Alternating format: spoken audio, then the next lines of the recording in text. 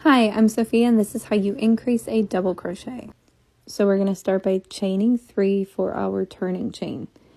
Normally on a double crochet row you would skip the first stitch because the turning chain is considered the first stitch, but since we want to increase, we're going to add a stitch right there in the first stitch, and that's going to be our first increase.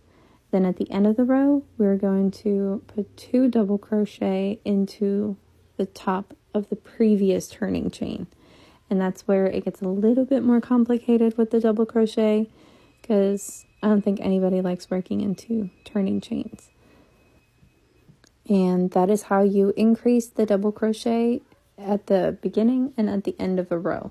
I'm going to do it for one more row, but while you're watching that, just to give you a little bit of basics on increasing any crochet stitch, you really just add a stitch. You can add it in the middle, you can add it in the front, you can add it at the end. It is totally up to you.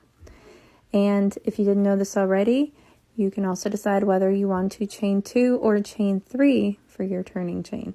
I usually chain 2 because I think it makes for straighter edges, but when I'm increasing or decreasing double crochet stitches, I like to chain 3 because it makes for smoother transitions.